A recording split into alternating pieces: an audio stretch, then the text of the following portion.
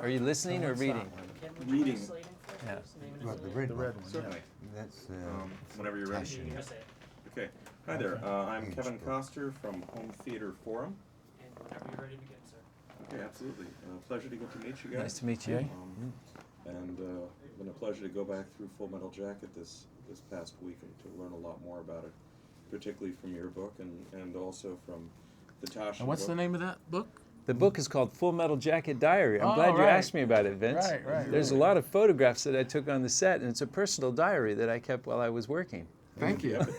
And if you I had happen forgotten. to get the app for your iPad or for your tablet, you can And it's actually- only $1.99 now, Absolutely. celebrating the 30th anniversary of the film. Right. Absolutely. It's been fascinating to go through.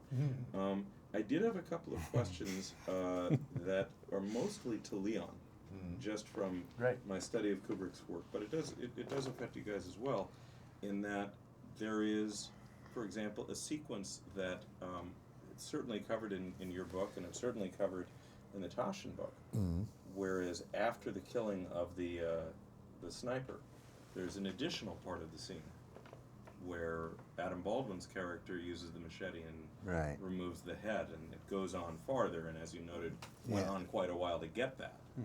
But that is not in the movie, and that footage has never been seen. Right. It will never be seen. Never be seen. Yeah, it'll never be seen. Because it's that is, you know, it's hard for the Western civilization to understand. But you see, doing something like that for, you know, let's say in this instance, Vietnamese, you're talking about cutting off someone's path to heaven. To heaven, yeah. It's very, very serious. I mean, it really is. And I doubt if they'd ever seen, you know, a play or a film or anything that would have featured something like that. I might be wrong.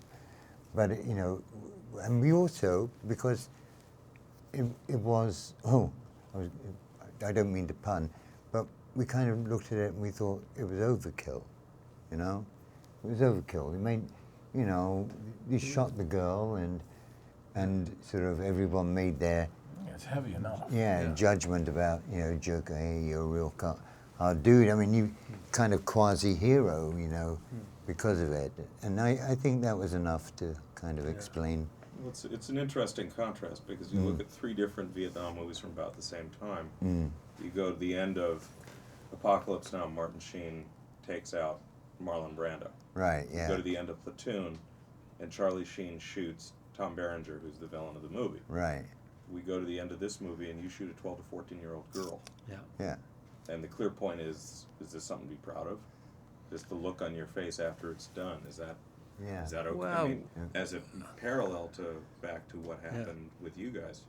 What I was trying to accomplish is I wanted to splash blood on the audience. I wanted them to feel the responsibility of what happens when we send our most precious resource, our children, to war, you know, and what is the result of that? That there are 22 veterans that are taking their lives every day right now, Right. not being able to live with the things that they saw or participated in Afghanistan and Iraq. And there's a long history of people not being able, you know, we call it shell shock or post-traumatic stress syndrome, that there's a real responsibility to those people who we asked to go fight in these wars. So I really wanted the audience to feel the death of that young boy. I mean, I mean, I knew that at the time as a young actor, that's what I was trying to accomplish. I was at that particular time, I created a periodical chart of famous actors, and you know, whether it was John Wayne and Tom Cruise or Henry Fonda, and then I said, what were the movies that made those people into famous movie stars? You know, maybe there's a recipe to creating and becoming a movie star. And I thought, what was the movie that made Henry Fonda? It was Grapes of Wrath, and John Wayne in Stagecoach, and Tom Cruise in Top Gun. And so now if I were to distill those things down and say, what was the thing that, is there some kind of common thread that each of those things have? Is there something that each of those characters did? And it was a justifiable homicide. You know, Mel Gibson in Mad Max, you know, killing those people that had killed his family. Tom Cruise killing Russians. Henry Fonda beating somebody's head in with an axe handle. John Wayne killing Native Americans. And they were all kind of, in the films, justifiable acts of homicide. And it was horrifying to me. I wanted to get out of the profession because I thought, if that's what you have to do in order to be a movie star, I don't want to have anything to do with this profession. That's disgusting. It's horrible.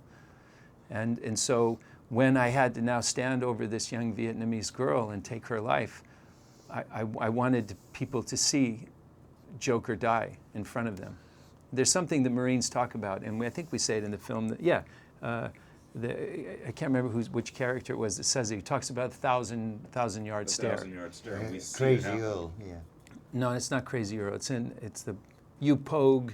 It was the Spanish guy. Yeah, in the tent. Oh, In the right, tent, right, yeah. right. The We- thousand- but he we- talk- yeah, the guy when you guys are sitting in the tent, and he Yeah. says, Yeah. You don't have it because you haven't done it. Yeah. That's right. But we That's do right. see him get it. And- And we also see it because it's full circle, because That's right. you don't even make it out of Right. boot camp. You get to the end of that, and there's nothing left of the person before he's even out of there. Yeah. Yeah. I mean, that we've already seen it happen. Private Pile is all of us. Private Pile is the thing that, you know, that we all have that vulnerability in us. So will we make it through this thing? That what the United States Marine was asking Private Pile to become this killer, was something contrary to everything that we're taught in our lives, to respect life and to love one another. Now we were going to beat that out of him in a blanket party and beat him with a bar of soap and turn him into what he became. Yeah. There's one thing I do want to ask you before, because they're about to tell me I've got to stop, because you guys have another thing you got to go do. There's 18 hours of behind-the-scenes footage of the making of this movie. Mm. I've seen some of the footage. I went to the Stanley Kubrick exhibition All right, when yeah, I came yeah. to LACMA, I believe coming from the University of the Arts in London. Right. I think they have the footage. They have picture footage. Is there anything Yes, that but- could be done so people could ever see? No, it'll never be seen. No, they'll never be seen. I mean, the soundtracks went missing mysteriously. I don't know why or how. Yeah. 'Cause The audio's all we used gone. to. We used to. Well, some of what we have, like in Archive. the Boxes documentary, it does have the audio. Yeah, some of it. There's Some of bits, But, yeah. bits, but you know, not much of it left. You know, we never understood how that happened or why it happened, but I have a shrewd idea. Yeah. But it'll never be seen. No, You'll never be seen. Vivian Kubrick, who is the person who shot the footage, doesn't want it to be seen because she respects her father and loves her father and his desire to protect his desire not to have those things shared. Because if Stanley would have wanted it to be shared, he would have done it. Yeah, it's Yeah. And that's understandable. I think if Stanley Kubrick would have known that he was going to die, and that all of that information and all those boxes out there, he probably would have gone out and burned the stables and destroyed all of that. No, he would have told me to go out. Even- and- even told- Well, I do have more questions right. I'd like to ask you, but I know our time